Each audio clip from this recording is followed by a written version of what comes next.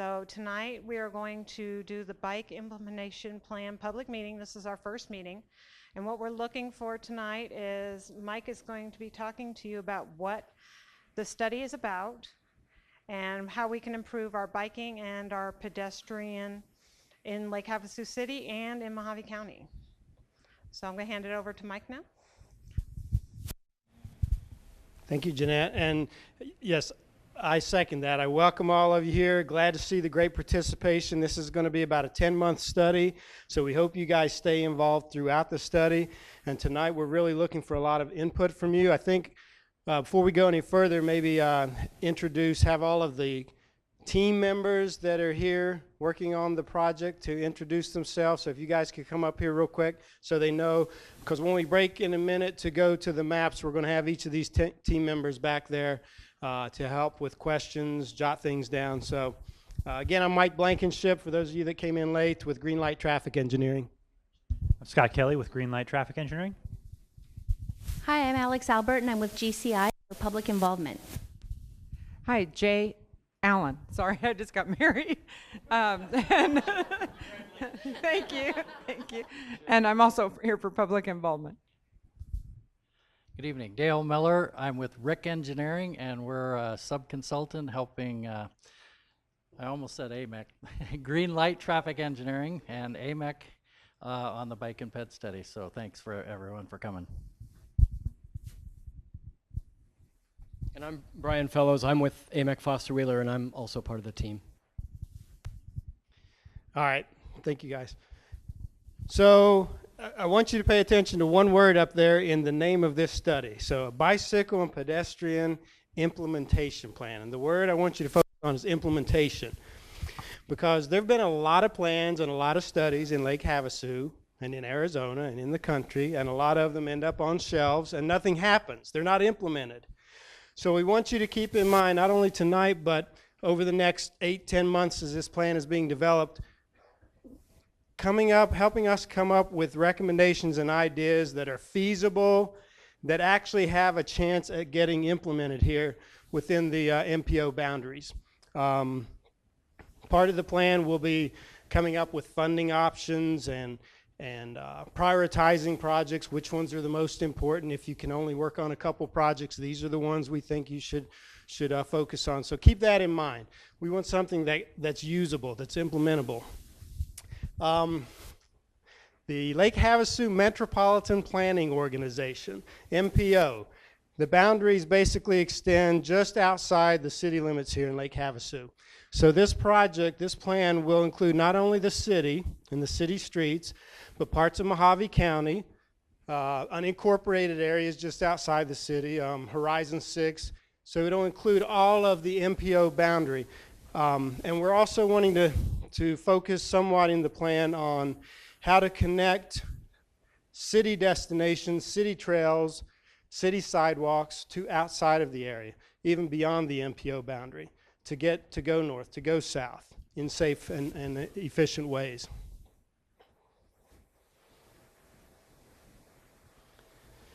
So a couple of main objectives here, accessibility really, and safety.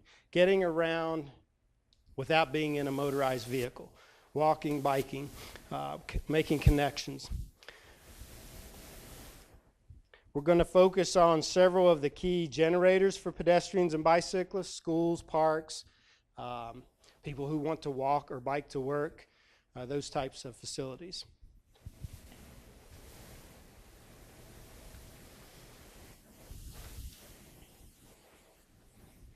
The main part of the meeting tonight is getting input from you guys as citizens of the area, as stakeholders, key stakeholders. And we've got a couple of ways that we're going to be getting input from you, not only tonight, but beyond tonight. And I'll have Alex say a few words about how we're going to do that. Thanks, Mike. Thanks, everybody, for being here.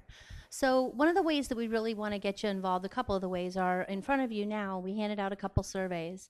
It's really important for us to use a lot of different ways to talk to people so that we can get input from a lot of different people, but most importantly, so we get really thorough information. So what we want to look for we want to hear about any gaps in the network that you know of, what we might not know of, or things that just bear repeating. Safety concerns. These are the things that you're going to see out in your daily life that would be really helpful for us to hear as much as you want to tell us about them. And then other people. Let us know if there are people who you think we ought to involve, and even a good place for that might be on the meeting evaluation form. So some of the things that we put in front of you tonight are a written copy or a printed out copy of the Bike Ped Safety Survey. And so you can put information on that. The meeting evaluation survey is about how we do public involvement. We really believe that we should get feedback from you too on whether this location works, this time works, if you'd like to give input in any different ways. And then in addition to doing the survey in writing, we really want to let it get legs and go all over the Lake Havasu City MPO area. And so if you can go to the next slide there, we have a couple ways that will be going out virtually into the public, and that's that the Lake Havasu MPO has a really wonderful website, and you can always visit there.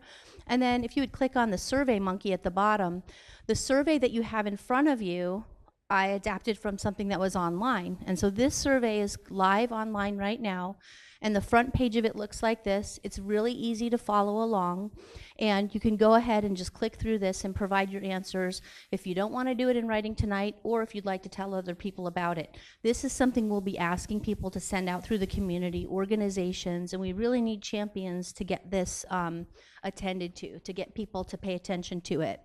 And then if you wouldn't mind going back, at the end of this survey and at the end of your printed one, there's a URL. And when you click on that URL, it's the My Social Pinpoint. There's a mapping question.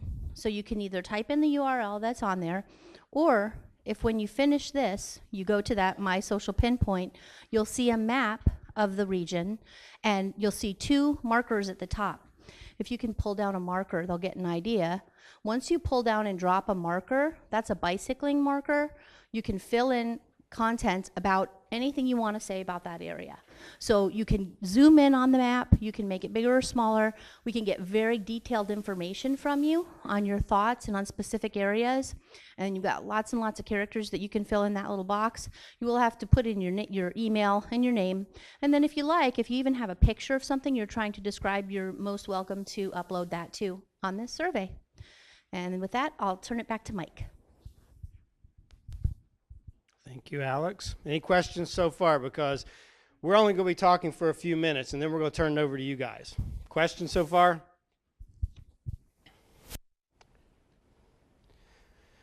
So we're using lots of methods to examine existing conditions through these surveys, through the online mapping, crash data.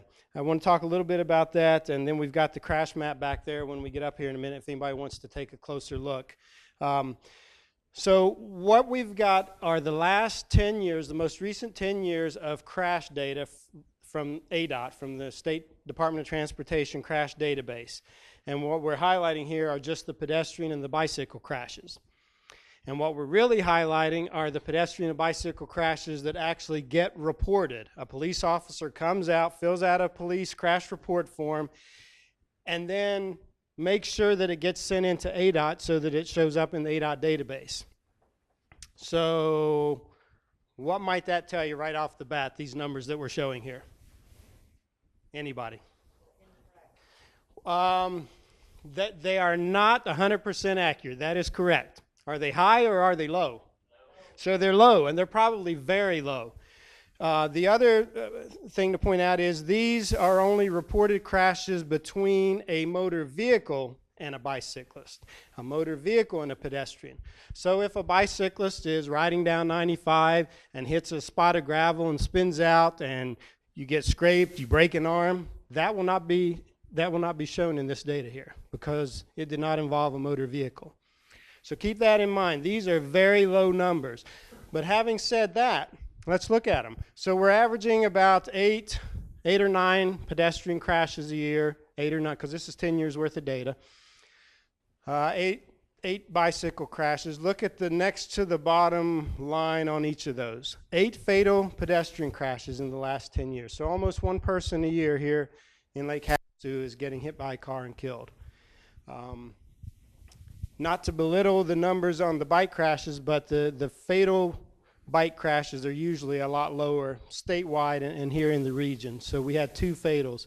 Again, these would only be the fatal crashes that occurred within the MPO boundary.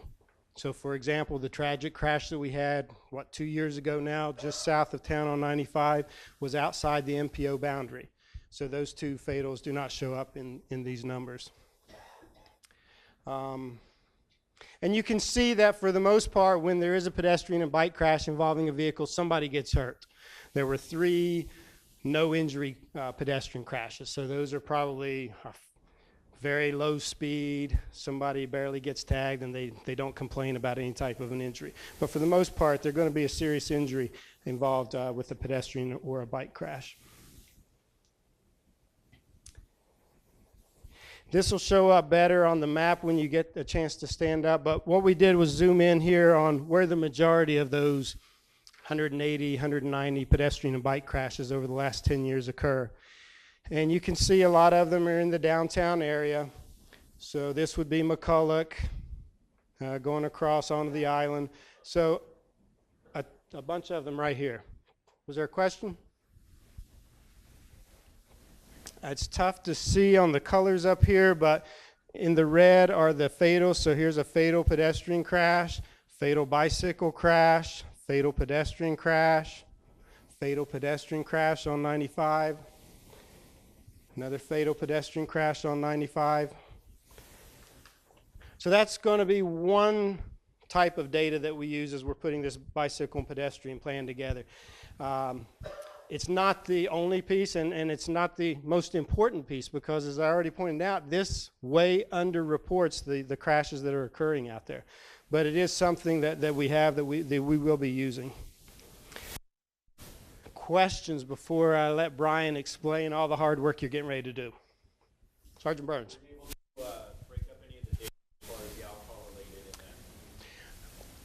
Yes, we can do that. And that's a good point, actually, because what we typically see with motor vehicle fatal crashes, regardless of whether it involved a pedestrian or bicyclist, is about a third of those usually involved a driver under the influence, usually alcohol.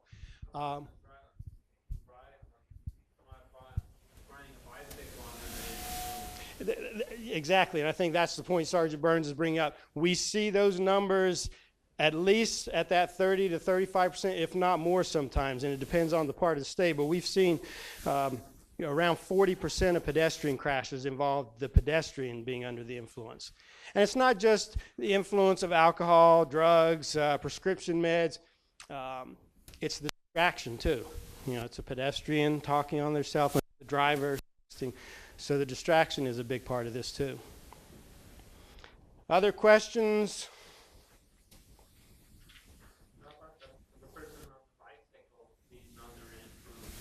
Yes, that does happen.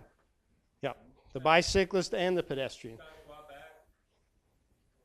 heard there was a thing where people will ride so they don't use the car, or they ride to the bar. Oh, I see what you're saying, so that they don't get cited for being. And then it might be okay going to the bar, but coming back. Yep. And because some people I get think, well, I can't get a W or whatever. Yep. I'm riding a bike, but if you're on a bike and you're drunk, there's these things. I think Sergeant Burns should answer that. So can you cite a bicyclist or a pedestrian, for that matter, for being under the influence? Not even the bicycle. Okay. Under Arizona law right now is actually horses and motor vehicles. Horses under the influence. That's an interesting one.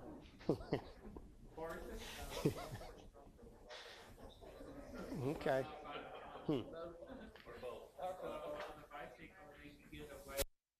Sounds like it, yes. Yep. It does not sound. Agree. There's no other type of citation? Maybe. I think would be, if they're the at-fault person, then we can look at the cause of the crash, but there's no criminal violation that would come out of that. It would be more civil violation. Yeah. Okay. All right. Other questions? All right, Brian. You have to stand on this side of the room. You get in trouble. So keep in mind, we're talking about people who bike and people who walk, or pedestrians. So for those of you who want to know the real picture of what pedestrians are, it's not just people who are fleet of foot or can walk. Wheelchairs, skateboards, scooters, those are all pedestrians too. So if you've had that kind of experience, you've been in one of those devices, you know friends and family who have had experiences, keep that in mind as you mark up the maps. So I'm really glad you're here. The heart of a lot of what we do, because this will help us to figure out where you are, where you're going, where would you like to do. And so I'll direct you as soon as we're done here back to the tables. You'll see there's maps on each table covering every part of the city. And what I'd like you to do is this. You'll see a sheet on each map that looks like this. Those are just kind of like our color codes. This is what we'd like you to do. Using blue, show us where you currently walk or bike. Draw a circle around the destinations, like where you might start, whether that's your home or your school or you go into a store or whatever, and draw a line, the usual path that you might take. So using green, show us maybe where you'd like to go, but can't or won't because for whatever reason. You don't think it's safe, you don't trust traffic, there's gravel on the road all the time that keeps you from going, whatever. So green is where you want to go but can't. And then using red, show us where you have safety concerns, whatever that might be. Personal safety, traffic safety, your own personal safety, and that would help us greatly. And I'd also like to tell you guys, so this isn't like a normal textbook where you get in a school and they say, do not mark in that book. Mark the heck out of these things. This is your permission to write, draw, write messages. What you'll find is that on the social pinpoint application, that you'll be able to give us a lot of the same kind of information. But this maybe gives you a little bit more freedom to be creative. If you want to draw a picture, you want to tell a story, do it. Mark the heck out of them. That'll really help us out a lot.